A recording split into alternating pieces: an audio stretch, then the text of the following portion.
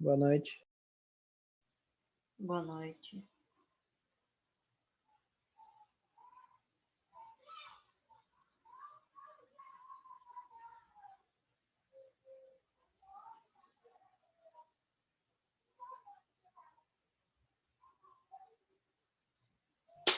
Chegou a ter as apresentações semana passada, professora?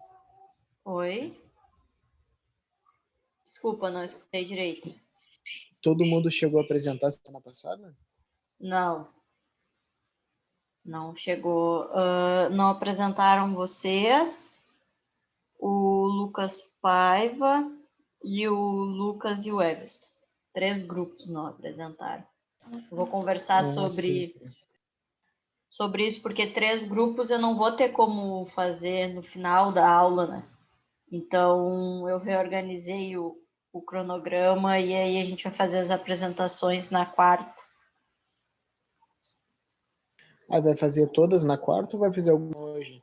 Não, vou fazer todas na quarta. Ah, sim, sim.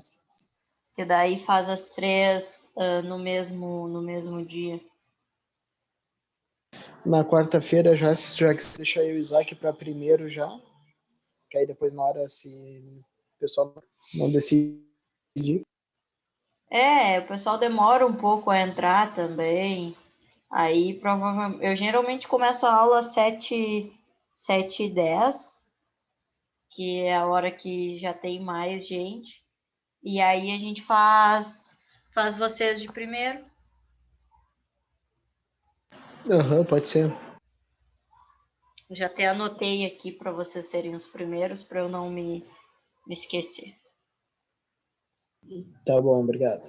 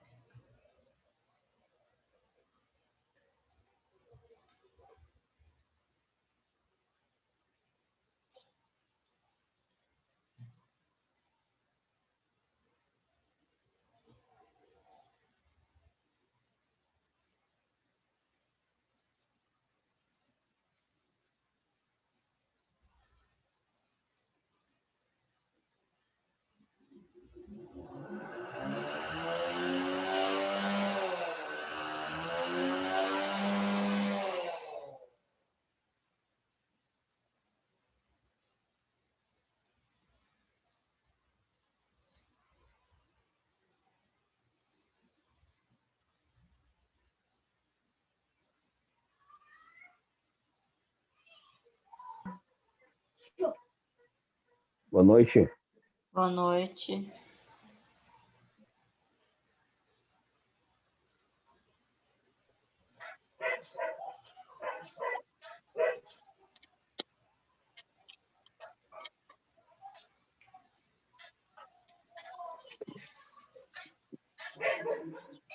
Boa noite aí, pessoal.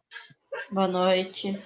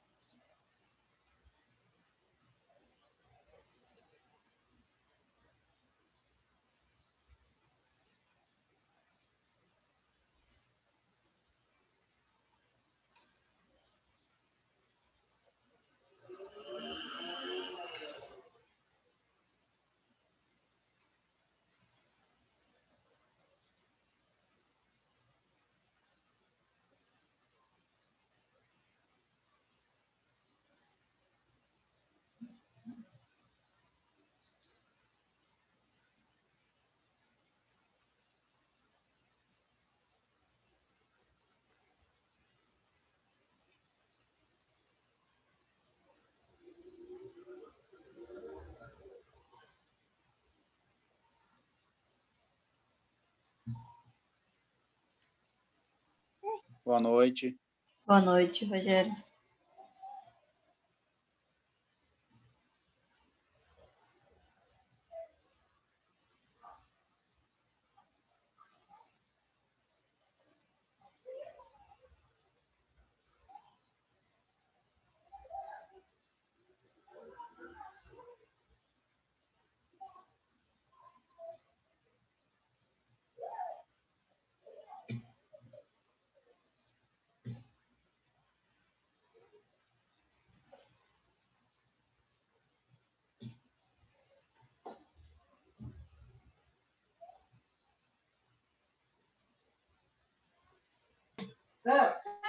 Olá, boa noite.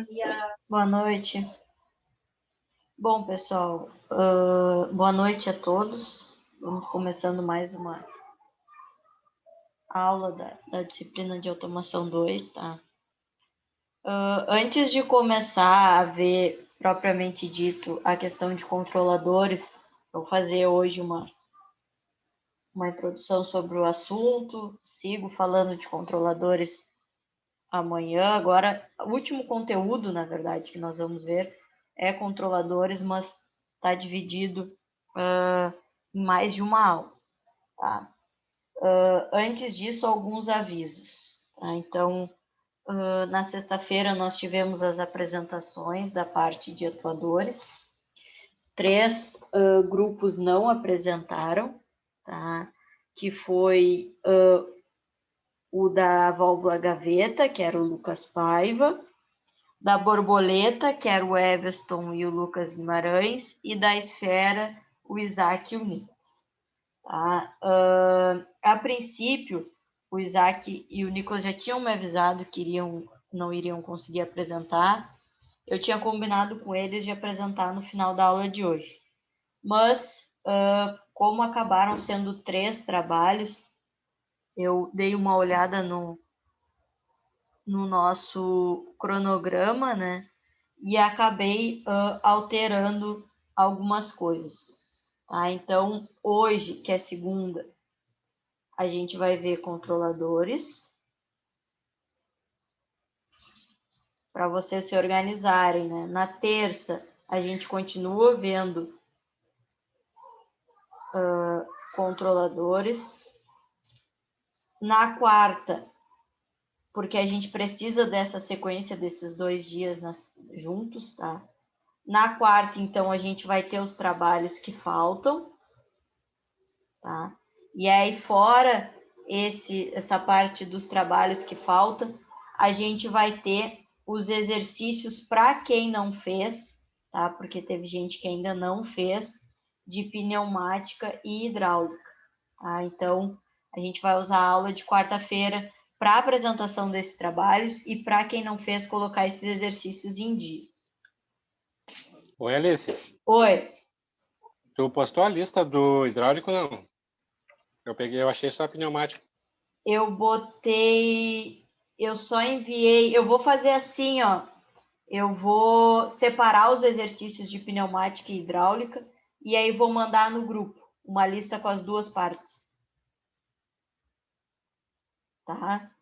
Ok. Aí na quinta a gente vai ver P&D, tá? Que eu quero essa aula de quinta bem antes da aula, que aí a gente vai ter da lista de exercícios, que vai ser sobre controladores. Então, a gente vai ter alguns exercícios, tá? Associados à aula de segunda, de terça e de quinta, tá? Então, esse é o cronograma dessa nossa semana. E aí, semana que vem, a gente tem na segunda a nossa prova. E na terça, uma recuperação. Essa recuperação é para não conseguiu atingir a nota ou não conseguiu fazer a prova. Tá? Então, vai ser tipo uma segunda chamada e recuperação. Certo? Então, aqui na sexta é a lista de exercícios, uma revisão para quem tiver alguma dúvida. E ainda vocês vão ter o sábado e o domingo ali para terminar, quem não terminar na aula, segunda-feira, nossa prova, terça, a recuperação, e assim encerramos a disciplina. Tá? Então, peço que se organizem em relação a isso, tá? Porque trabalho, não sei se eu vou conseguir estar presente, enfim. Se organizem com base nesse cronograma, porque vocês sabem que quem não apresentou quarta-feira é a última chance, tá? E quem não conseguir fazer a prova na segunda tem a terça-feira, e aí para recuperar, tá? Então, por favor, se atentem a essas datas. Boa noite. Boa noite. Se atentem a essas datas, tá? Amanhã ou no final provavelmente amanhã, Luiz, eu vou estar mandando essa lista, Ok. tá? Os exercícios de pneumática e de hidráulica. Certo? Aí, o que a gente vai fazer na quarta-feira? A gente começa com as apresentações de trabalho. Então, o Isaac e o Nicolas apresentam. Depois apresenta o Everton e o Lucas Guimarães. E, por último, apresenta o Lucas Paiva. Depois disso, vou projetar novamente a lista de hidráulica e de pneumática para aqueles que não fizeram a lista ainda. Resolverem, e aqueles que já fizeram, assim que acabar as apresentações de trabalho, vão estar dispensados. Tá? Então, esses eram os avisos que eu tinha para dar para vocês nesse início de aula. Se atentem a alguns, tá? Que eu dei uma olhada assim na frequência, tem uns com corda no pescoço. Então, se atentem a isso. Às vezes eu digo, aula é de exercício, aula é de apresentação de trabalhos, e o pessoal não vem, mas ela vale a mesma presença de qualquer outra aula. Tá? Então, quem está faltando, se atentem a isso, e tiver alguma dúvida em relação à frequência, pode me chamar que eu explico. Certo? Alguém quer anotar o cronograma antes de eu botar a borracha aqui, ou posso seguir o baile?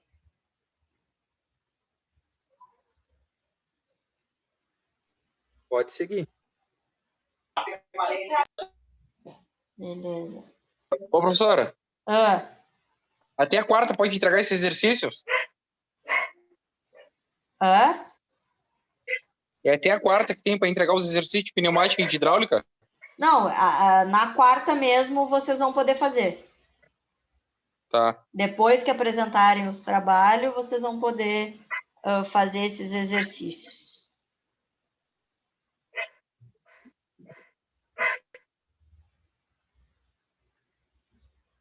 Então, dados os avisos, vamos para a aula de hoje, que a gente vai começar a falar sobre controladores, tá? Então, vou fazer umas considerações iniciais, onde eu vou abordar como que esses controladores foram ingressando no mercado, né? A questão da estrutura básica que compõe um CLP, que a gente chama, o ciclo de funcionamento e varredura, então qual a ordem, o fluxograma que as coisas acontecem, né? E algumas considerações que a gente deve ter na hora de fazer a escolha de um CLP. Tá? Então, é assim que a gente vai começar a falar sobre os controladores, que nada mais são do que os computadores do nosso sistema, né, do nosso processo. Então, faz um tempo que eles começaram a ser estudados, se ter essa ideia de como começar a desenvolver um controlador lógico industrial, tá?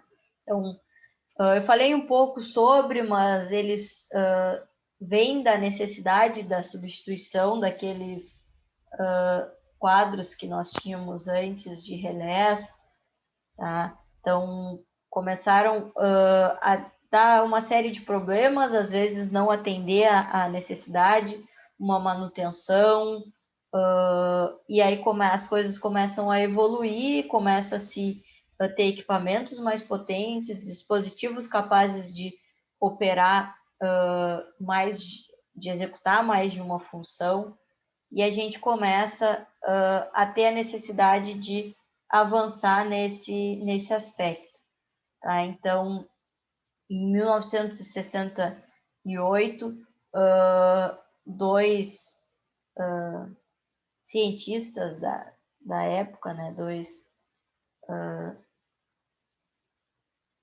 estudiosos daquela... Um pouquinho, deixa eu aceitar um aluno.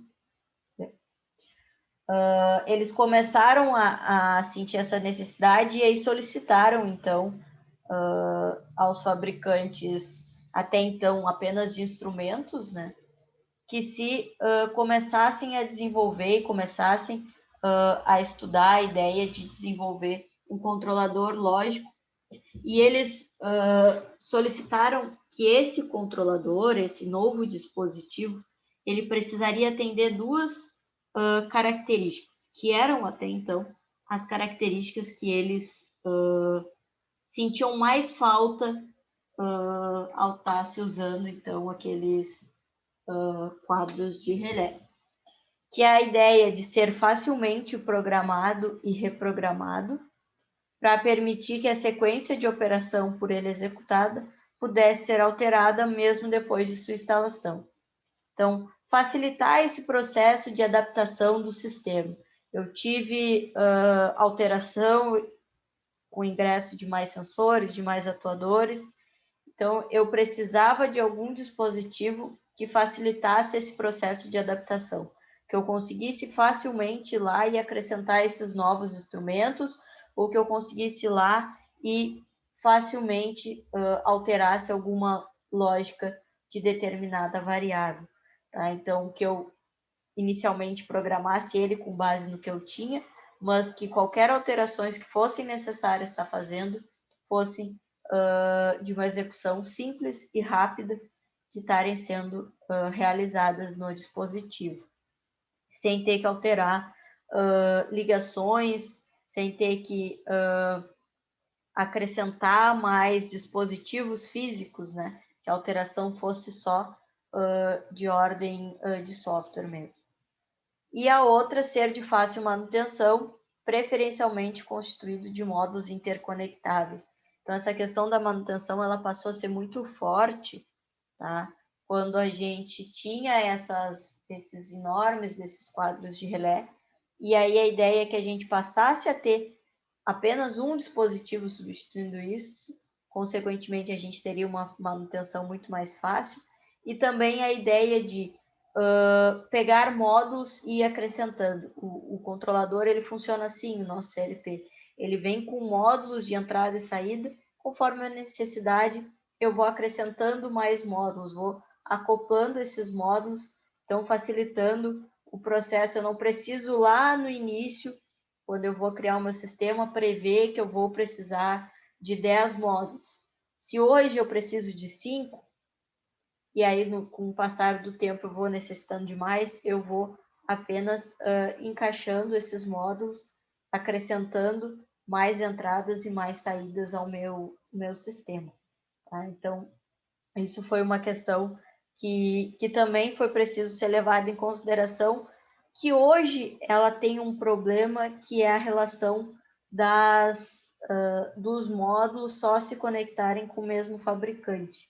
Tá? Eu falei um pouco sobre isso, a gente tem esse problema ainda na automação, que é de eu não conseguir, na maioria das vezes, conectar diferentes componentes de diferentes fabricantes.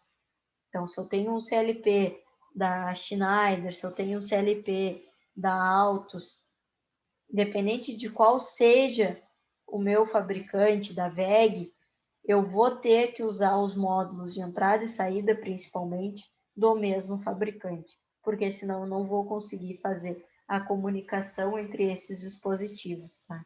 Então, foi uma questão que melhorou, tá, em relação aos nossos quadros de relés, mas ainda precisa melhorar com essa questão de retirar essa necessidade de ser do mesmo fabricante. Mas, infelizmente, isso é feito por uma questão de briga financeira mesmo, né? A gente não tem muito o que fazer perante essa questão.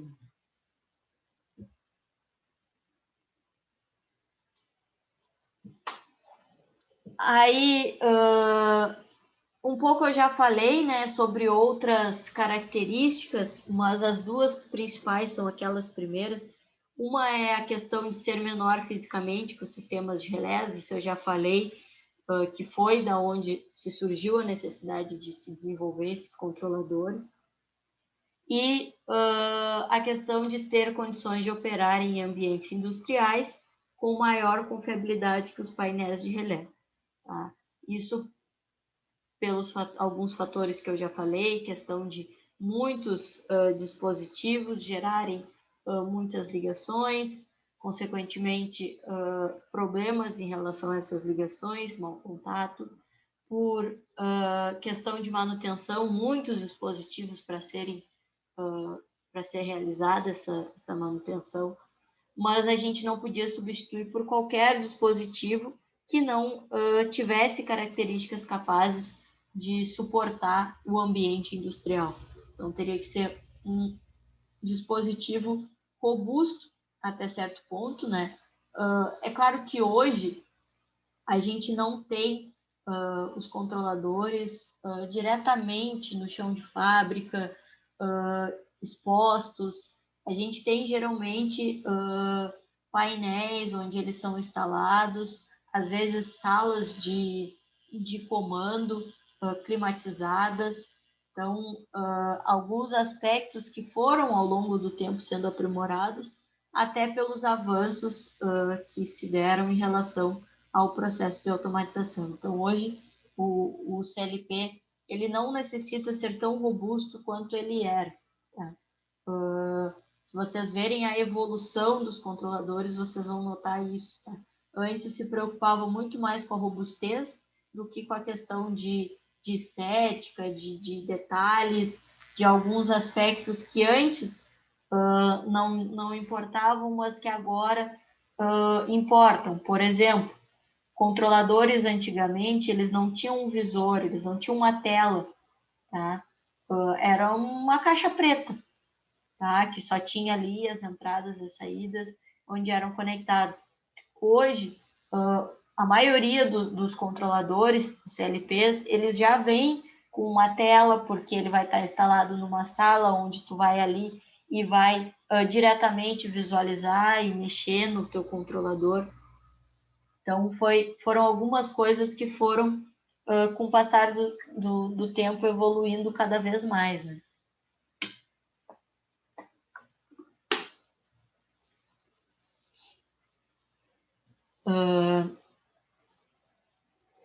Questão de ter condições de ser interligado a um sistema central de coleta de dados.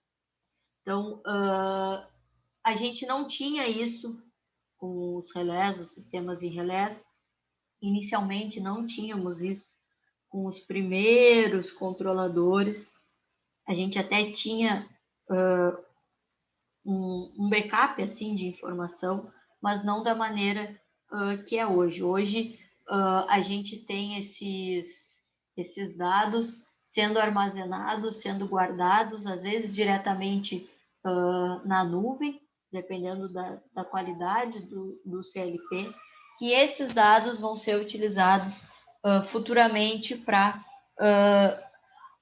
algumas análises, como, por exemplo, verificar a tendência de erro de alguns dispositivos. Eu vou monitorando e aí eu vejo que tal dispositivo, depois que ele está operando cerca de 10.000 horas, ele tende a falhar. Bom, então eu vou tentar fazer alguma manutenção, tentar encontrar alguma solução para que isso não aconteça.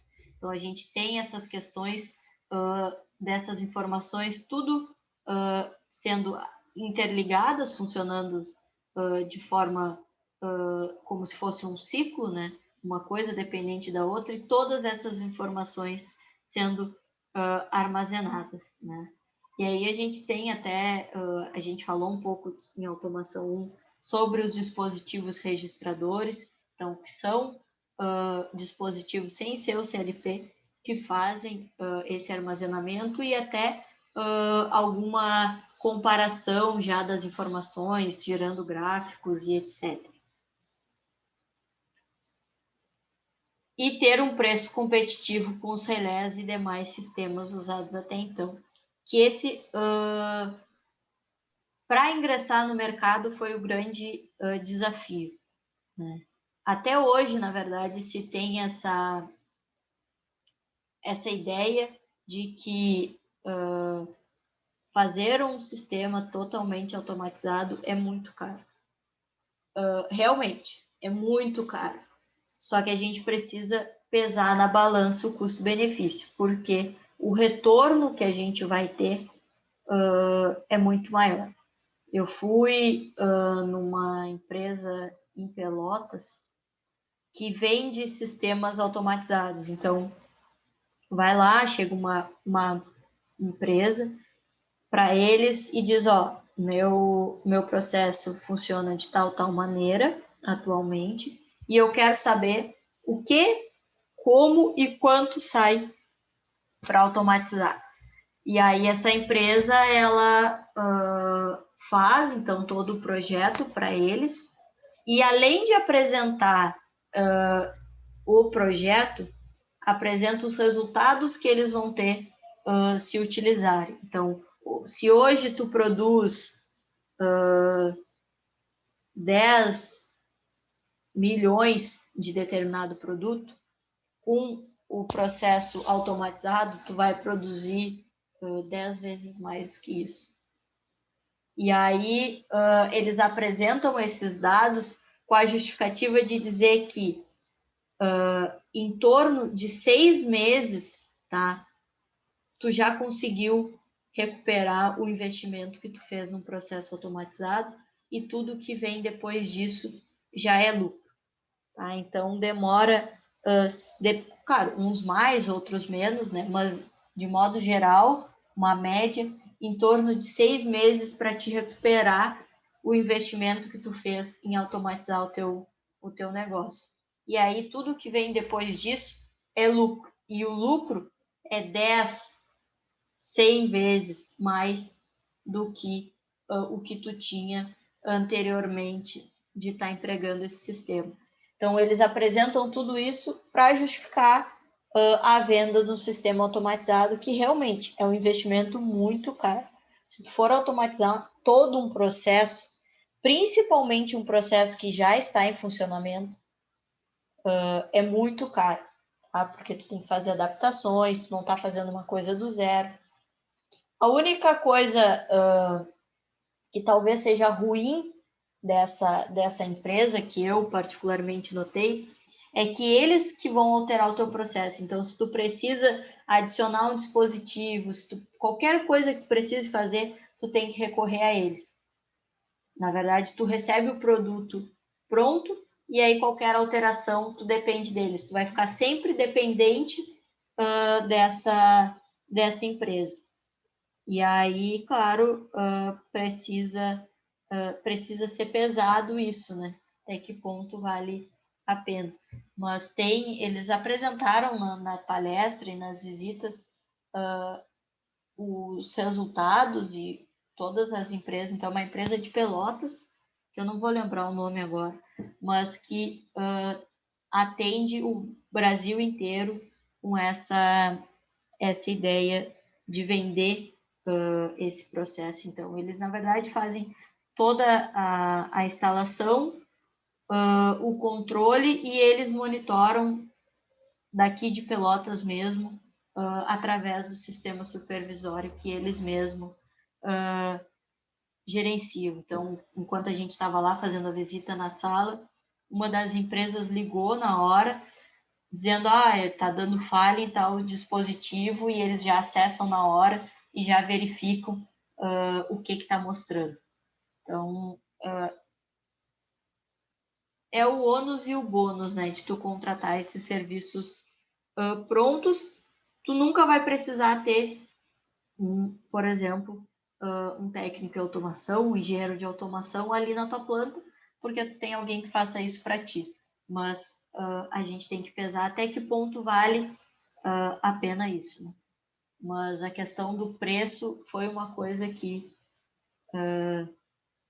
por muito tempo foi discutida e ainda é discutido até hoje, essa competição que tem entre os fabricantes e esses preços altíssimos em relação não só ao controlador, mas o processo de automação como um todo.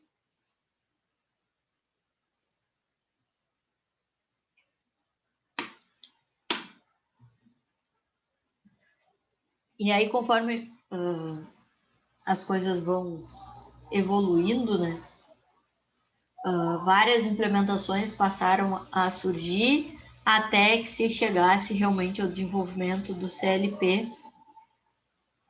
Mas esse desenvolvimento ele só teve o seu ápice, vamos dizer assim, a partir do início dos anos 80, porque foi nessa época que se teve a evolução, o avanço, as descobertas relacionadas aos microprocessadores.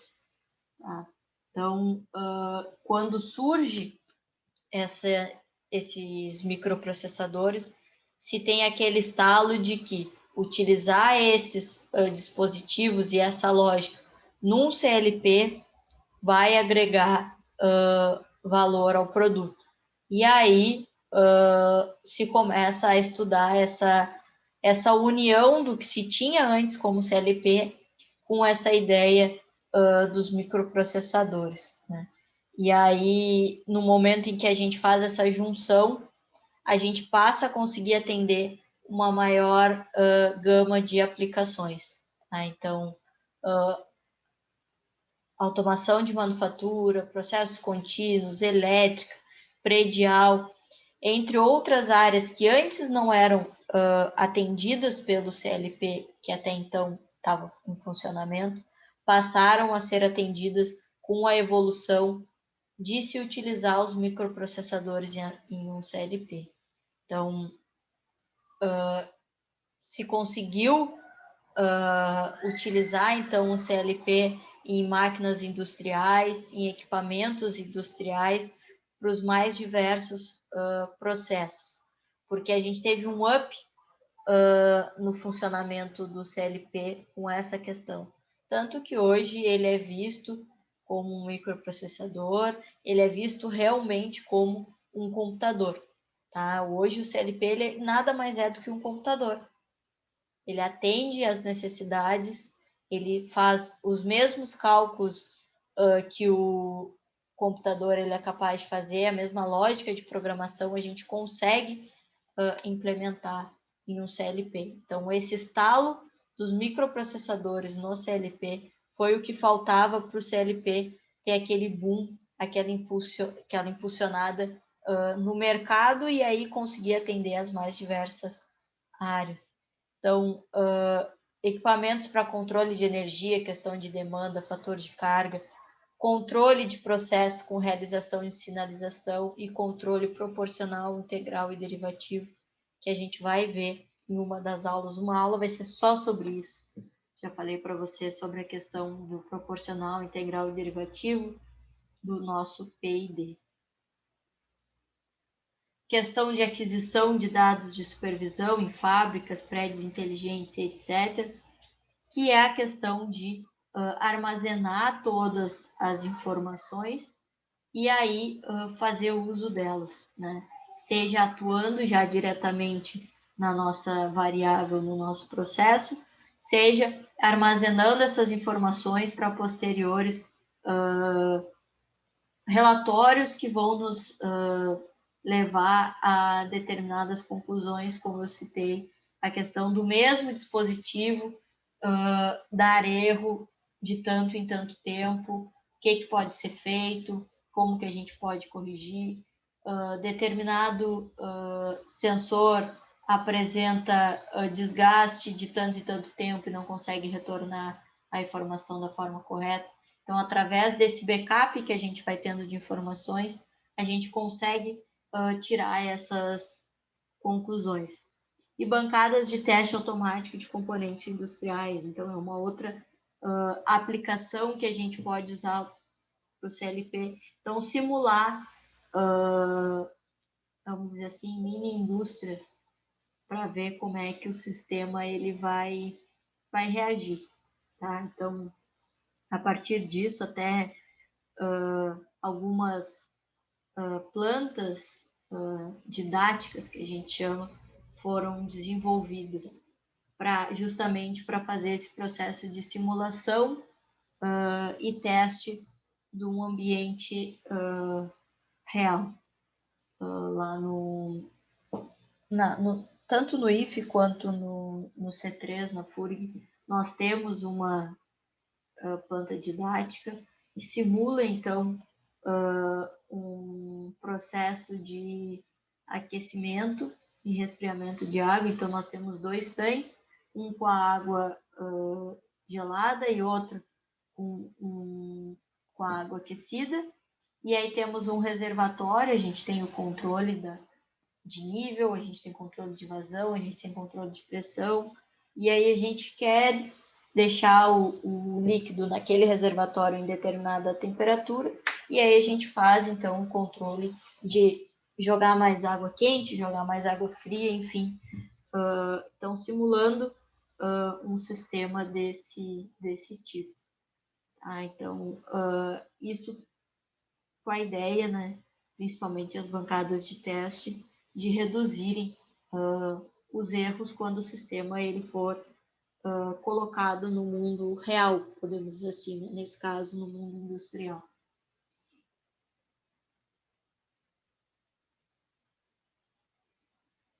E aí, quando os primeiros CLP surgiram, por mais que eles não fossem tudo o que são hoje, eles tinham um custo muito elevado. E aí, com o passar do tempo, mais fabricantes surgiram, as coisas que antes eram mais caras, menos usuais, passaram a ser comuns. E aí nós tivemos, então, a redução no custo de fabricação desse instrumento. Começou a se tornar mais fácil a sua utilização, porque ele ficou muito mais simples de se mexer, né? Muito mais intuitivo com as evoluções que ele tiver, porque ele se tornou muito mais inteligente. Então, nós fizemos poucas coisas, poucas alterações, só colocamos os parâmetros ali, e o resto ele faz sozinho. Então, isso facilitou o processo até de utilização dele, né? E aí, ele deixou de se ter, porque a gente tinha muito aquela ideia de que o CLP era utilizado na indústria. Ponto. E aí a gente começou a ter essa ideia de que os controladores eles poderiam sair do meio industrial e ingressar em outras áreas, como questão de eletrodomésticos, de eletrônicos, automação residencial e a questão de veículos. Tá? Então, se ampliou ainda mais o leque que já tinha sido ampliado com a união dos microprocessadores e do CLP. Tá? E aí, mas o que é, então, esse CLP, né? O que compõe ele? O que está por trás desse dispositivo que até então era uma caixinha preta?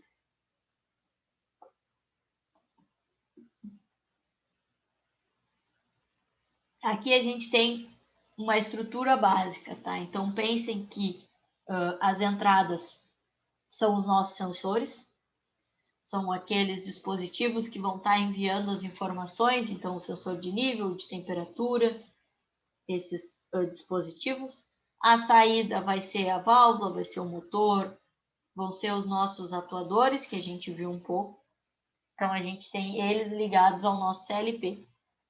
A gente tem o programador, que é aquele que vai lá efetivamente criar a nossa lógica de controle, que vai estar enviando as informações para o nosso CLP. Então, essa caixinha aqui, que compõe a fonte, CPU, memória e os módulos, isso aqui, essa parte aqui, é o nosso CLP.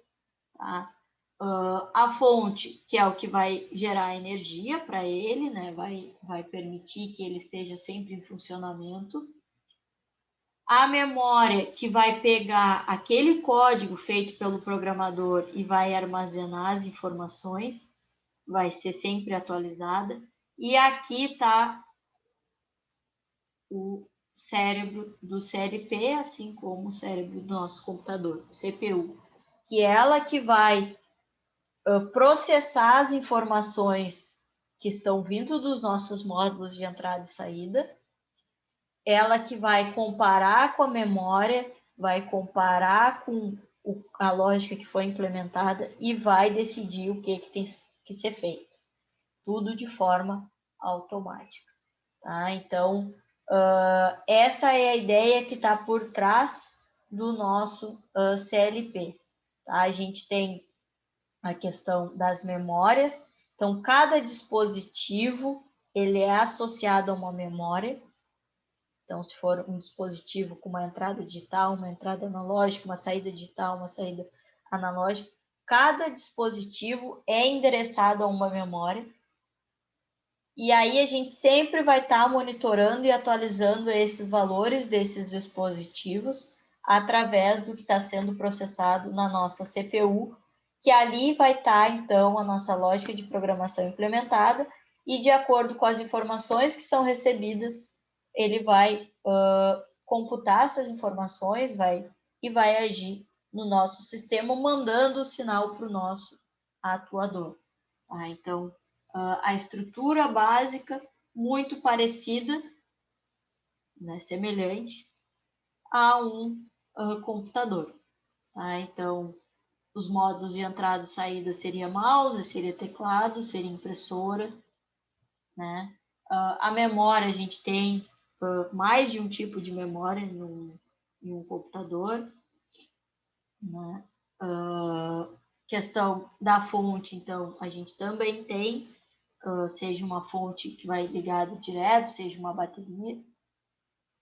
Então, a ideia é semelhante a um computador, por isso que a gente diz que o CLP é um computador. Tá? Pode considerar isso e analisar com base nessa ideia.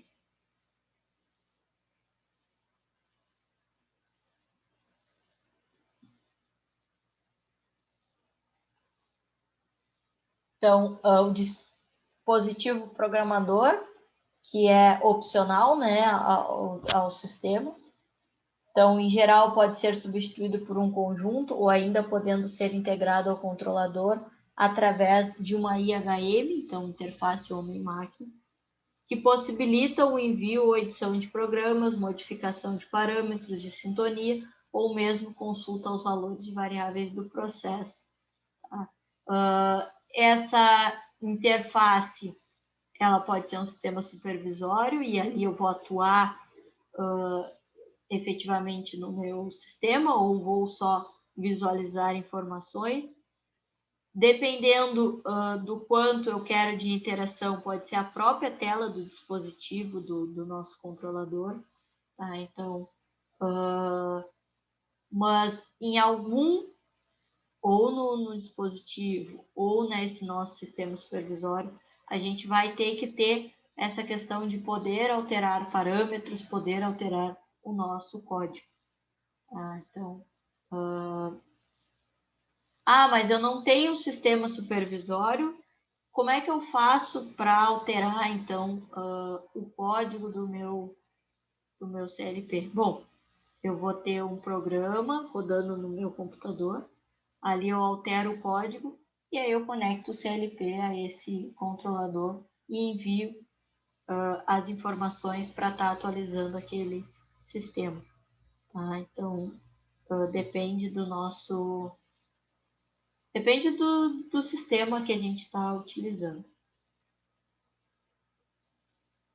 Questão da CPU, então, como eu falei, é o principal elemento do controlador. É responsável tanto pela execução dos programas do usuário, quanto pelas funções associadas ao endereçamento de memória, operações aritméticas e lógicas de relógio. Então, é o responsável por tudo, responsável por fazer a coisa toda funcionar, assim como a CPU é do computador.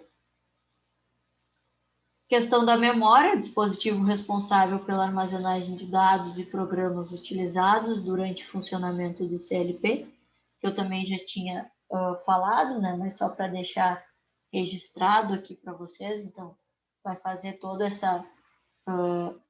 esse processo de guardar as informações. E aí a gente vai ter um conjunto de dados que vão estar localizados nessa memória, mas essa memória ela é finita, depende do dispositivo, quanto a gente vai ter de memória. Mas muitos desses dispositivos já conseguem as memórias e enviando essa informação direto para a nuvem, para a gente ir armazenando todos os dados, e aí fica só com os dados que são necessários mesmo para o funcionamento naquele instante. E isso está virando moda, tá? Podemos dizer assim, se vocês forem pesquisar computadores para comprar notebooks, vocês vão ver que hoje notebooks estão vindo com 32, 64 GB de armazenamento e o restante na nuvem. Tá? Então, isso vai se tornar cada vez mais comum. Tá? A gente diminuir o armazenamento físico dos dispositivos e aumentar o armazenamento na nuvem, até por uma questão de não estar perdendo os nossos dados. Quem aqui nunca celular estragou e perdeu todas as informações que estavam no celular? Fotos, vídeos. Então, esse processo está sendo realizado justamente para a gente não ter esse processo de estar perdendo, né, as informações. Eu hoje vou dizer para vocês, eu não tenho nada armazenado no meu notebook que não esteja vinculado à nuvem e nem no meu celular. Porque quando eu estava no IFE, eu estava terminando o meu TCC no IFE com tudo ali, e se eu não tivesse uma cópia na nuvem, eu tinha me ralado porque eu fui assaltada, então tu perde tudo ali no teu dispositivo. Aí eu, nesse caso, perderia do meu notebook e do meu celular se eu não tivesse as informações na nuvem. Então, é uma questão até de segurança, mas, claro, a nuvem tem problemas também de vazar informação, a gente tem que cuidar qual nuvem a gente vai estar utilizando, né? Algumas são mais seguras do que outras. E o CLP ele faz essa mesma função, ele vai armazenando, ou eu vou lá, eu não tenho esse processo, lotou a minha memória, vou lá, coloco, conecto ele no meu computador, tiro as informações, esvazio as informações, ou vou lá e só conecto um cartão de memória e faço um backup, depende de qual dispositivo e o que a gente consegue fazer com ele. Mas toda a evolução está se baseando nisso, de a gente não perder informação, principalmente no meio industrial. Informação é dinheiro, tudo que a gente puder computar de dados e puder trabalhar em cima desses dados para melhorias, então a gente não pode estar perdendo essas informações. E a questão do módulo de entrada e saída, então, onde efetivamente são conectados sensores e atuadores. Como eu disse, a gente vai ter um módulo de entrada com 10 entradas, 5 entradas analógicas, 5 entradas digitais. Ah, Alice, mas o meu sistema, ele não tem nenhuma entrada analógica, só tem entrada digital. Bom, provavelmente o teu provedor lá dos teus dispositivos, ele vai ter algum módulo que só tem entradas analógicas ou um módulo que só tem entradas digitais, e aí tu vai acoplando. Mas se ele não tiver, tu acopla outro igual, e aí em 2 módulos tu já teria 10 entradas digitais ou 10 analógicas, e aí tu vai usando as que são necessárias, e o mesmo vale para os módulos de saída para os atuadores. Hoje eu tenho um módulo de entrada e um módulo de saída, porque satisfaz as minhas necessidades. Daqui a pouco a planta da empresa aumentou. Vamos pegar a Iara como exemplo, que está em obra, está aumentando o número de dispositivos, e aí eu vou lá e conecto mais módulos até ter o suficiente para os meus dispositivos. Ou até mesmo eu vou lá, instalo um outro controlador que vai gerenciar uma parte da empresa. Tenho 2 controladores funcionando em paralelo, mas que podem conversar entre si também para trocar informações e um atuar no processo do outro. Também existe essa possibilidade. Não necessariamente eu vou ter um controlador para o sistema todo. Então, aqui que eu falei as questões de entradas digitais e analógicas, né? A questão da entrada digital é que só vou ter 2 estados, então são variáveis discretas, que a gente fala 0 ou 1, ligado ou desligado. Por exemplo, relés, botões. Então, se eu pressionar esse botão, eu vou ter essa informação sendo repassada de um lado para o outro, porque eu fechei o contato. E no caso das entradas analógicas é que eu vou ter a variação do valor dentro de uma determinada faixa. E aí a gente sempre associa essa variação com o que a gente fala de sinais padrões. Falei sobre isso em automação 1, quando a gente viu os diversos dispositivos. Então, o meu CLP ele não vai entender a informação que vem do meu sensor de nível, que o meu nível pode ser de 0 até 500 mililitros. Eu não vou ter essa variável sendo lida assim pelo CLP. Eu vou pegar essa informação, eu associo a sinais padrões de 0 a 10 volts, de menos 10 a 10 volts, de 0 a 20 mA, de 4 a 20 mA, e aí essa informação desse sinal padrão é que o CLP ele entende. Então, se eu tiver um sensor de temperatura que vai de 0 a 100 graus Celsius, e eu tiver de 4 a 20 mA, então o meu 0, eu vou ter de 0 a 100 graus Celsius, e eu vou ter o meu sinal padrão de 4 a 20 miliamperes. Dessa forma, eu vou associar que meu 0 equivale ao 4 miliamperes e o meu 100 equivale ao 20 miliamperes. E aí eu vou variar essas informações aqui. Então, o 50 vai estar lá no meu 12, vou fazendo, até com regra de 13 eu consigo relacionar essas duas faixas, tá? Então, isso é um sinal analógico, tanto de entrada quanto de saída, e aí eu tenho diversas variáveis, velocidade, temperatura, nível, vazão, enfim, tá?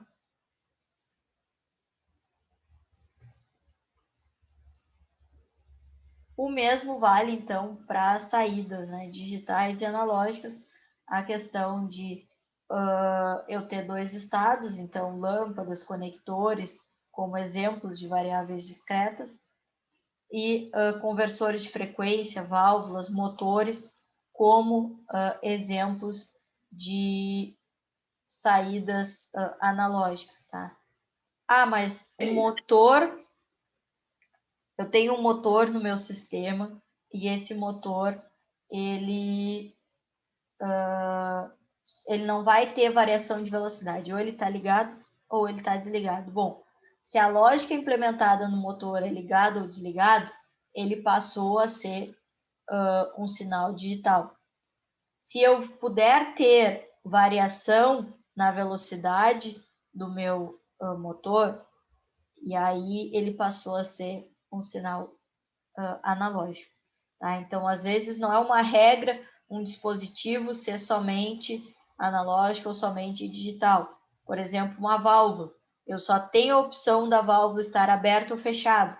Bom, essa válvula vai ser digital. Se eu tiver a opção da válvula estar fechada, parcialmente fechada ou aberta, bom, aí ela já vai ser analógica, porque eu posso ter mais de 2 estados. Tá? Então, não é uma regra, mas eu coloquei aqui como exemplo a maioria das aplicações e dos dispositivos que se encaixam em cada um dessas opções.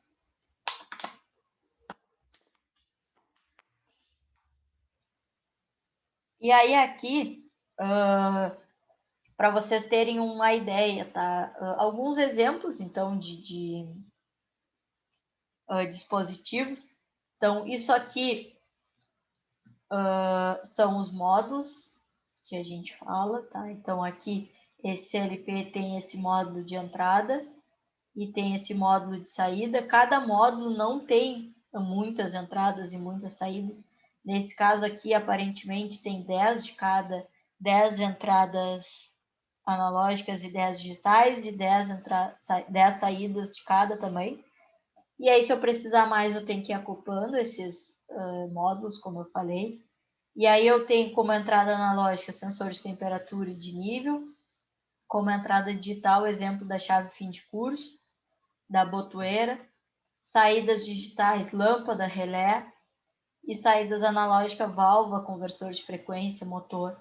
E a gente ainda tem a parte da programação conectada a ele, que a gente faz através de um computador ou da interface, ou faz uso das duas, como eu falei anteriormente.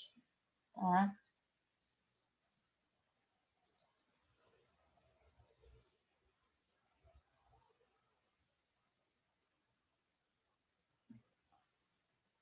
Questão do interfaceamento de periféricos, ainda falando sobre a estrutura básica. Então, são interfaces especiais que permitem que aparelhos sejam conectados diretamente no CLP, para realizar funções como indicação das falhas de máquina ou do processo. A comunicação serial é a mais comumente utilizada para a maioria desses periféricos. O padrão mais utilizado é o RS232C.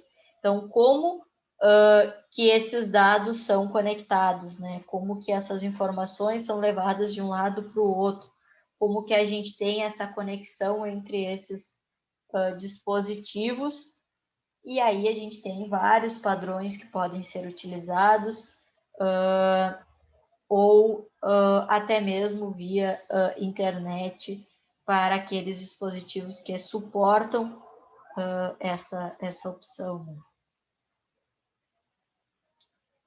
Questão dos aspectos de software, então, além do número de pontos de entrada e saída, que eu já falei, que a gente tem um limite em cada um dos módulos, e a gente precisa estar acrescentando mais módulos. O que a gente vai determinar para utilizar um ou outro CLP são os recursos de software disponíveis. Então, quais as funções que ele é capaz de executar. De modo geral, todos os CLPs eles têm funções básicas de software que são permitidas. Né? Então, questão de lógica EO, set, reset, temporização e contagem, cálculos com aritmética básica, mais, menos, multiplicação, divisão, parênteses para a gente fazer associação do que é prioritário e o que não é, comparação de valores, registrador de deslocamentos. Então, algumas funções básicas são encontradas em todos os controladores. E algumas específicas varia de dispositivo para dispositivo. Mas mais de 90% das aplicações conseguem ser contempladas utilizando só essas funções básicas. Que a gente olha, parece que é bobagem, mas tudo isso é utilizado de alguma forma. Então, como é que a gente faz? Por exemplo, eu acho que não sei se eu vou lembrar direito, mas eu acho que em uma aula a gente teve uma conversa, eu e o Everton, relacionado a como controlar o tempo para uma cancela fechar, algo do tipo. Então, por exemplo, eu tenho lá, se eu não me engano, era um sensor óptico, né? E aí, bom, abriu a cancela, passou pelo sensor, o sensor mandou o sinal para o controlador, lá no controlador vai ter uma lógica de temporização implementada, que vai começar a rodar daqui a 20 segundos, tu baixa a cancela. Que é o mesmo que acontece em portões automáticos, né? A gente aciona, ele vai ter a lógica ali, que esse tempo é ajustável, de 30 segundos, 40 segundos, e aí ele se fecha de forma automática. Então, a gente sempre tem essa lógica de temporização presente ali no nosso software. Contagem de peças, então eu tenho lá um sensor indutivo e cada vez que a peça passa pela esteira, eu conto. Bom, eu sei que o meu reservatório ele suporta 50 peças. No momento em que o meu contador chegar a 50, eu paro a esteira e emito o sinal de que o reservatório tem que ser esvaziado. Aí vou lá, esvazio o reservatório e aí retomo o processo e começo a contar. Então, tudo isso a gente consegue fazer com base na lógica de programação e não mais utilizando dispositivos, temporizador, por exemplo. Tá? Então, são essas as funções básicas de um CLP. E aí a questão do ciclo de funcionamento e varredura, então, no momento em que a gente energiza o CLP, ele entra no estado de execução, e aí ele vai começar todo o processo dele de inicialização e entra em loop.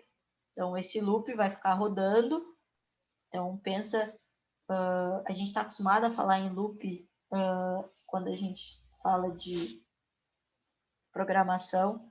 Pensa que ele vai entrar num círculo e ele vai ficar naquele círculo até ele ser desligado, né? E aí o tempo que ele gasta para a execução desse ciclo completo é chamado de tempo de varredura, então geralmente na ordem de milissegundos. E aí ele vai depender do tamanho do programa e da quantidade de pontos de entrada e saída. Então, quanto mais eu tiver ali, quanto maior for meu programa, mais dispositivos, mais tempo ele vai ficar nesse loop. Então, ele vai ficar nesse loop até ele ser, podemos dizer assim, desligado desse loop, até o CLP efetivamente entrar em funcionamento. Para vocês, tentando fazer uma analogia para vocês entenderem. No momento que eu ligo o celular vai aparecer ali a marca do celular, vai demorar um pouco para ligar, aqueles que pedem senha vai botar senha, até que efetivamente ele chega na tela e eu vou conseguir mexer nele. Aí acabou esse tempo de varredura. O tempo que o celular vai demorar para ligar depende do número de fotos que eu tenho, número de programas instalados, o processador que eu estou usando. Então, todos esses aspectos são levados em consideração. Quanto mais coisa eu tiver no meu celular, mais tempo ele vai demorar para ligar. É o mesmo para o CLP, fazendo essa analogia. Então, essa é a ideia, um fluxograma para tentar mostrar esse ciclo de varredura. Então, foi energizado o CLP, primeira coisa que ele faz, limpa a memória, que a gente fala de memória cache, que são aqueles arquivos que podem ser mesmo excluídos, o mesmo vale para celular, para fazer a limpeza de cache, que são coisas desnecessárias que vão ficando armazenadas. Faz o teste da memória RAM, porque eu preciso ter onde armazenar minhas informações. Faz o teste de execução. Se der ok, eu avanço. Se não der ok, então eu desligo o dispositivo e não deixo ligar, e aí eu vou precisar fazer alguma coisa. Se der ok, então eu vou ler as entradas, né, das minhas informações, vou executar o programa que está rodando ali, e vou atualizar a minha saída, e aí o meu tempo de varredura terminou.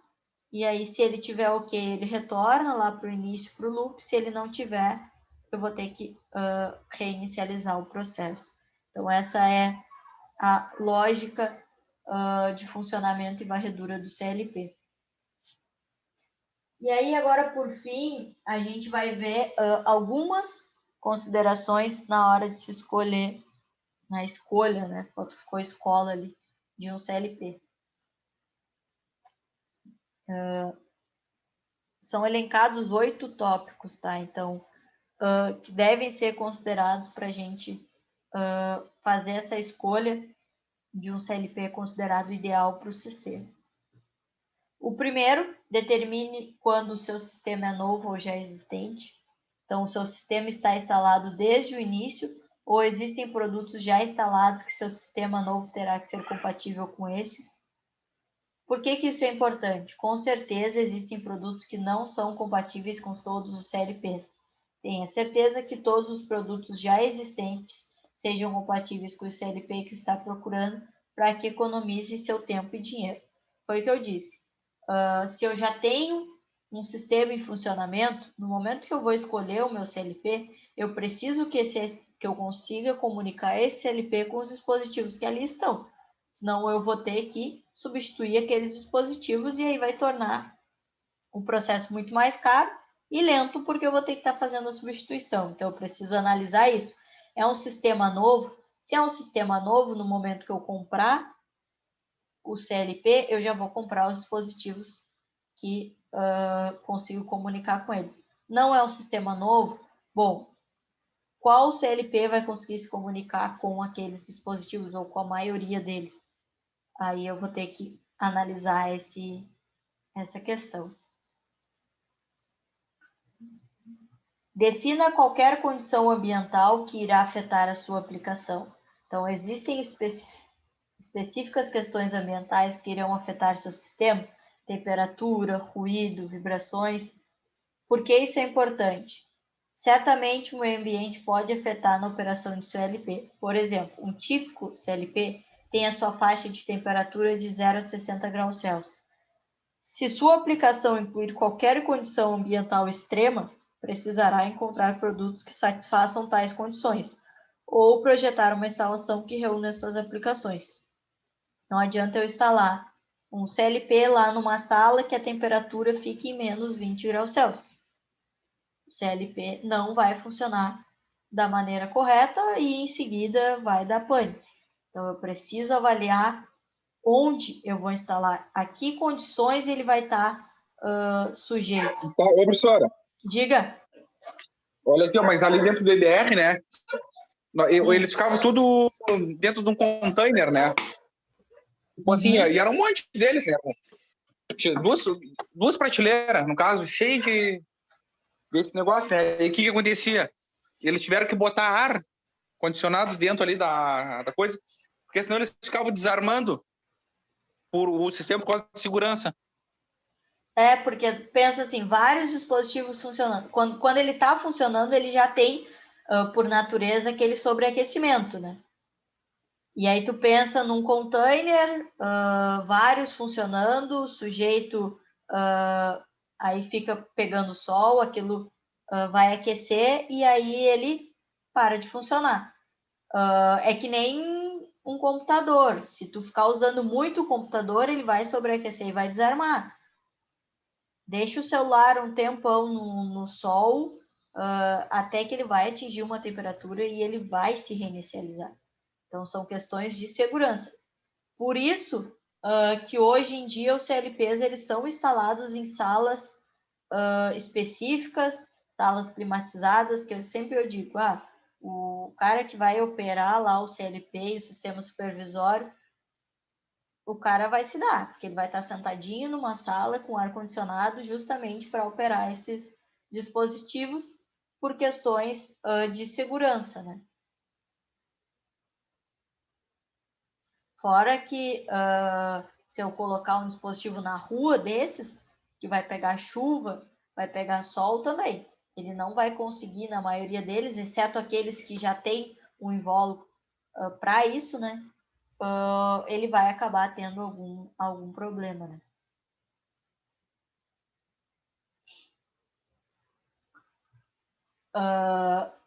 O terceiro, então, determine quantos dispositivos analógicos e discretos sua aplicação terá.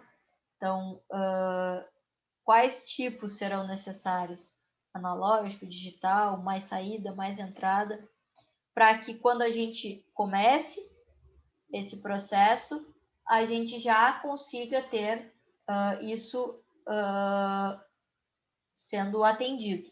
Depois, futuras modificações, a gente vai acrescentando, mas inicialmente, o número mínimo a gente tem que atender.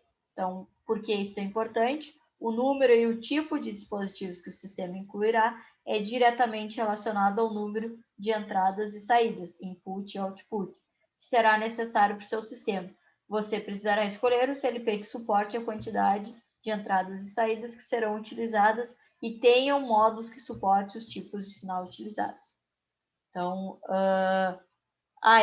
o CLP que eu escolhi, o máximo que eu posso colocar nele são 3 módulos de cada, e eu precisaria de 4 módulos de cada. Bom, então eu sei que aquele CLP ele não atende. Por que isso? Porque o CLP ele tem uma capacidade de processamento. Não adianta eu botar lá vários dispositivos, sendo que ele não vai ter capacidade para processar todas essas informações. Então, eu preciso avaliar isso, qual a capacidade de processamento e qual é o máximo de dispositivos que eu consigo estar ligando para escolher, então, o meu CLP. Determine quando o seu sistema irá utilizar qualquer característica especial. Então, sua aplicação irá utilizar algum contador rápido ou posicionamento, quanto ao clock em tempo real ou outra função especial.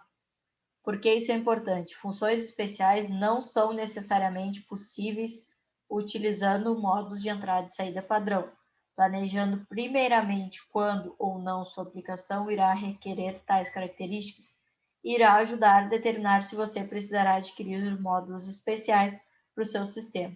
Então, se eu preciso de dispositivos que fujam da ideia básica de entrada e saída que a gente viu, a gente vai ter alguns módulos diferentes que podem ser implementados. Geralmente, módulos de comunicação, tá? Então, módulo de Wi-Fi, de alguma comunicação específica, para a gente estar conectando, a gente precisa avaliar, então, se aquele CLP ele tem esses módulos disponíveis. Não vou lá implementar tudo, e aí na hora de colocar um módulo específico de comunicação entre os dispositivos, ele não tem, eu tenho que estar alterando tudo de novo, tá? O 5, determine o tipo da CPU que irá utilizar. Então, quanta memória o seu sistema necessita? Quantos dispositivos ele terá? Qual o tamanho do programa e quantos tipos de instruções serão incluídos? É óbvio que a gente não tem como saber isso exatamente, porque o sistema ele passa por constantes alterações. Mas a gente tem que ter uma ideia básica. Bom, eu vou estar fazendo uma planta pequena, tá? O dispositivo atende. Eu vou estar trabalhando numa planta gigante. Bom, então eu preciso de um CLP, uma CPU que tenha maior processamento. Então, por que isso é importante? A memória de dados se refere à quantidade de memória necessária para a manipulação de dados dinâmicos, então aqueles que estão variando constantemente no processo, e de armazenamento do sistema. Por exemplo, contadores e temporizadores normalmente utilizam a memória de dados para armazenar os valores registrados, valores correntes e outras marcas. Cada tipo de instrução requer uma quantidade de memória diferente, normalmente especificada no manual de programação do CLP, mas a memória se tornou barata e facilmente é feito um upgrade se necessário. Então, foi como eu disse, esse upgrade ele pode ser na nuvem, ele pode ser adicionando um novo módulo de memória, ele pode ser conectando um cartão de memória, um SSD ali, para capturar algumas informações, mas a gente tem que avaliar o mínimo de memória e processamento que a gente precisa. determinar onde as entradas e saídas estarão localizadas. Eu vou ter apenas entradas e saídas locais, eu vou ter locais e remotas, eu vou ter só remotas. Então, onde vai estar o meu CLP? Onde vão estar os dispositivos que vão estar conectados aos módulos do meu CLP? Eu vou ter a ligação feita por fio, eu vou ter a ligação feita remotamente. Enfim, eu preciso avaliar isso, porque isso é importante. Se sua aplicação irá necessitar de elementos a uma longa distância, então você irá precisar de um modelo de CPU que suporte entradas e saídas remotas. Você também terá que determinar se a distância e a velocidade suportada pelo CLP irão se adequar à sua aplicação. Então, qual o alcance do CLP que eu estou escolhendo? Não adianta eu ter o CLP aqui e um dispositivo conectado a 10 quilômetros e o meu CLP, o máximo que ele alcança são 5. Então, eu tenho que avaliar esses aspectos também. Requisitos de comunicação. Seu sistema terá que se comunicar com outra rede ou outro sistema, de repente se comunicar com o sistema supervisório, se comunicar com outro CLP, se comunicar com uma outra parte da fábrica. Então, por que isso é importante? As portas de comunicação não são necessariamente incluídas junto com o CLP, sabendo primeiramente que seu sistema irá ou não comunicar com outro sistema, ajudará na escolha da CPU, que suportará os requisitos de comunicação ou módulos adicionais de comunicação, se necessário. Bom, ele veio com o módulo de comunicação, o 232 que eu falei, mas eu não quero conectar os meus dispositivos por outro modo, por outro padrão de comunicação, eu quero conectar dispositivos via Wi-Fi. Eu vou ter que acrescentar esses módulos, mas eu vou ter que ver se meu processador ele suporta, ele consegue ler essas informações. Tá? E os requisitos do programa. Então, o programa ele vai ter apenas funções tradicionais ou vai ter funções especiais? Alguns CLPs não suportam todos os tipos de instrução. Você terá que escolher um CLP que suporte todas as instruções que necessite para uma aplicação específica. Por exemplo, funções PID para realizar controles de processo de ciclo fechado. Então, nem todos os CLPs atendem, isso eu falei, os CLPs eles atendem funções básicas, todos eles aquelas que eu elenquei. Funções especiais, específicas, a gente precisa avaliar de acordo com a nossa necessidade, de acordo com o que o fabricante provê relacionado àquele CLP. Às vezes a gente consegue encontrar algum módulo de algum outro fabricante que se comunique com aquele dispositivo, mas isso é muito difícil, tá? Até mesmo os softwares de programação dos CLPs, eles são fechados, a gente não consegue tá mexendo, né? Então, por exemplo, para programar, só fazer a aula de programação de CLP, de Ladder, a gente usava o Master Tool porque ele era um programa aberto, tá? Mas não são todos os CLPs que permitem que o programa seja feito nesse software, por exemplo. Geralmente o CLP ele já vem com o software pronto. Trabalhei com um CLP da Schneider e ele já tinha o próprio software da Schneider. Aquele software foi desenvolvido para programar aquele CLP. Eu não consigo nem programar o CLP com outro software e nem utilizar esse software dele para programar outro CLP.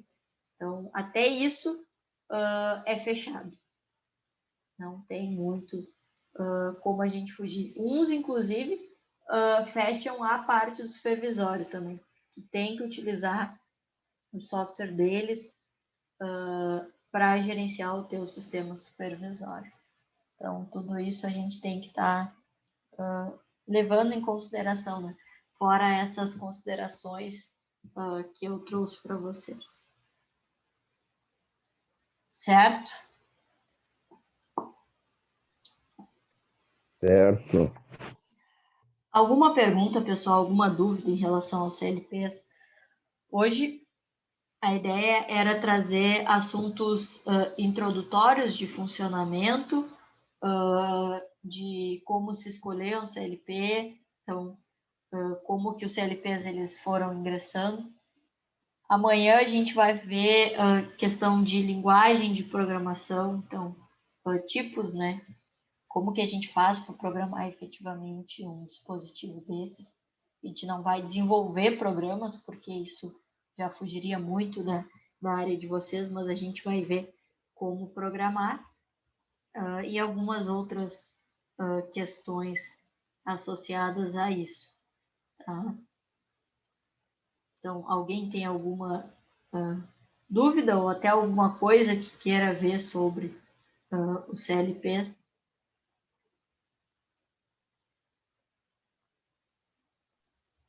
Professora, tem um recado do Lucas. Ele pediu para avisar que está sem dados móveis e sem internet lá no cassino, por isso que ele não está assistindo a aula. O Lucas Guimarães. Isso. Tá.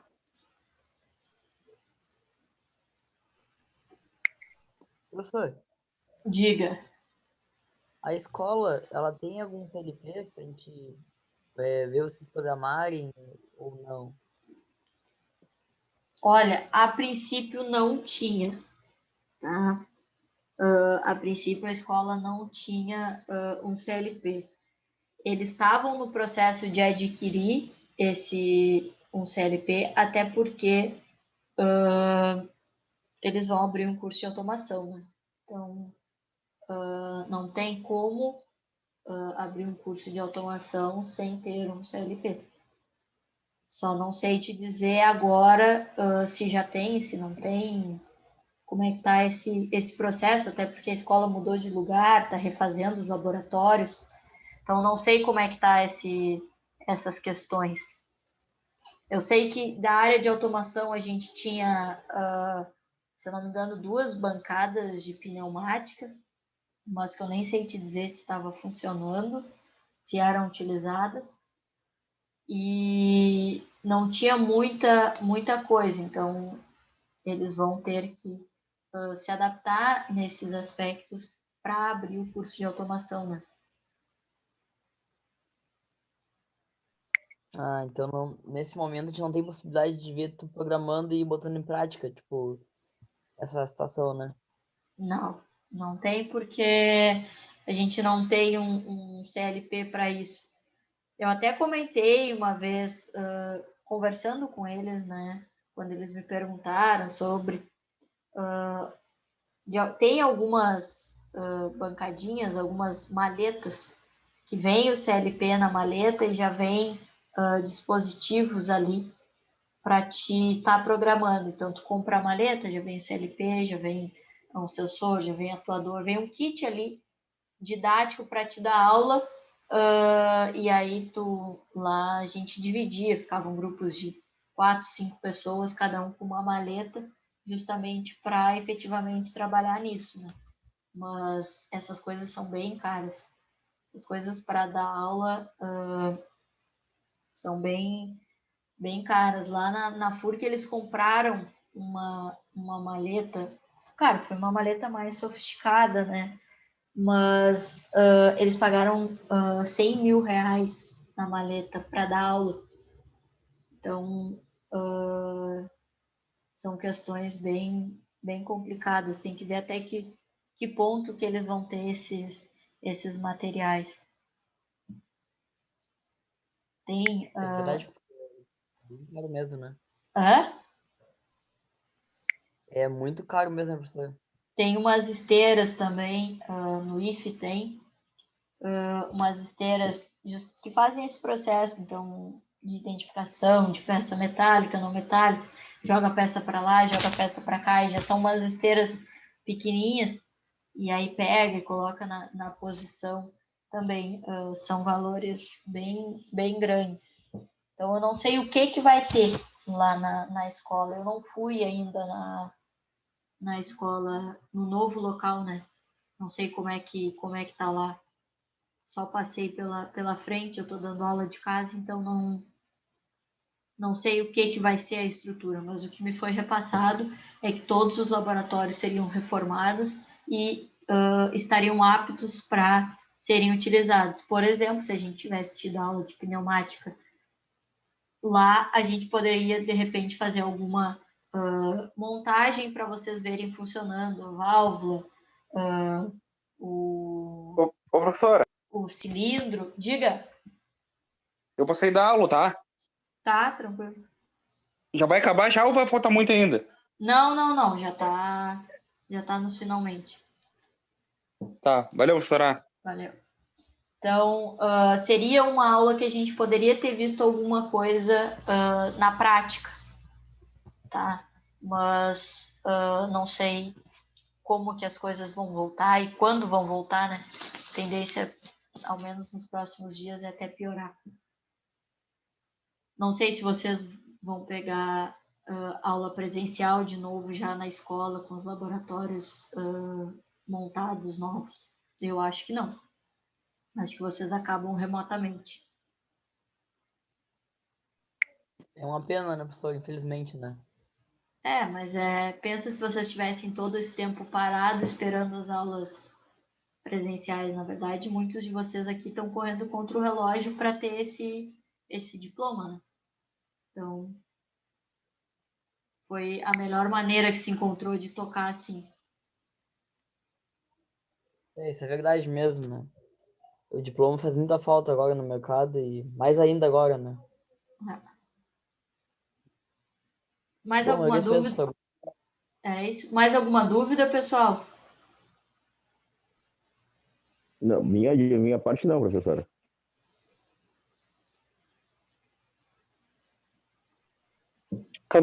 Na minha também não, professor. Deixa eu ver. O Lucas, tu mandou mensagem perguntando se pode apresentar hoje. Eu combinei com eles, até passei. Alguém colocou lá no grupo, o Marcelo colocou. Obrigada, Marcelo, por ter colocado lá o cronograma. As apresentações, Lucas, ficaram para quarta-feira, porque não foi só tu que não apresentou. Então, na quarta-feira, a gente vai ter as 3 apresentações que faltaram, a tua e de outros 2 grupos. E depois vocês vão ter o tempo para fazer os exercícios de pneumática e hidráulica. Tá? Então, não vai ser hoje a tua apresentação, vai ser quarta-feira. Quarta, tu consegues estar presente? Como é que tá os teus horários?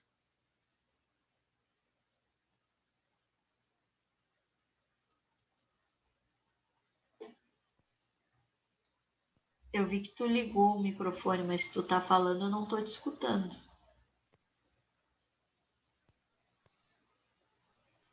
Eu vou tentar chegar, professora, que tá meio corrido os horários, mas quarta eu tento chegar um pouco mais cedo. Tá, não, senão eu faço assim, eu apresento os outros 2 grupos. Eu já tinha te colocado de último, tem 2 grupos para apresentar antes de ti. E aí, qualquer coisa, fica o tempo para o pessoal fazer os exercícios. Eu vou avaliar de forma extra, tá? Os exercícios. Então, quem quiser entregar, eu vou dar um ponto extra para esses exercícios das listas que eu vou mandando. Teve gente que já entregou, então eu já avaliei essa primeira parte. E aí vocês vão ter esse tempo para fazer, e aí quando tu chegar, tu apresenta pra gente. Tá? Tá bem. Obrigado. Depois alguém... Rogério, tu mandou mensagem também, que perdeu o conteúdo. Vou te mandar, assim que acabar a aula, já te mando o material das aulas. Tá, obrigado. Tá? Vai mandar a lista hoje, professor? A de pneumática e de hidráulica, vou mandar no final da aula. Beleza. Tá? Agora já fecho ela e já mando. Mais alguma pergunta, pessoal? Professora, essas listas podem entregar até quarta? A de As listas pneumática... valendo um ponto extra pode entregar. Isso, é que assim, a lista ela vai ser dividida em 2 partes, a de hidráulica e pneumática e a de controladores. Hidráulica e pneumática vai ter a aula de quarta para fazer, então até o final da aula de quarta vai ter que enviar. E a de controladores vai ser no dia, só deixa eu confirmar, na sexta-feira. Vocês vão ter até o final da aula de sexta-feira. Mas aí a de controladores eu vou dar na sexta e vocês vão resolver na sexta e vão me mandar. Tá? Então, essa primeira parte até quarta e a outra parte, na verdade, eu vou lançar ela na quinta, depois da aula. E aí a aula de sexta vai ser para vocês fazerem ela e me entregarem até o final da aula, porque aí semana que vem já é a prova e a recuperação. Beleza. Certo? Mais alguma dúvida, pessoal? Professora, as notas dessa último trabalho, tu vai entregar quando todos os grupos apresentarem? Isso. Na quarta-feira, assim que os grupos apresentarem, eu encaminho as notas dos trabalhos. Ah, show de bola, professor. Obrigado, viu? Boa noite. De nada. Certo, pessoal? Se ninguém tem mais nenhuma dúvida, a chamada já foi feita. Uma boa noite a todos e espero vocês amanhã para a gente seguir com a parte de controladores. Boa noite, até boa amanhã, noite. pessoal. Boa noite.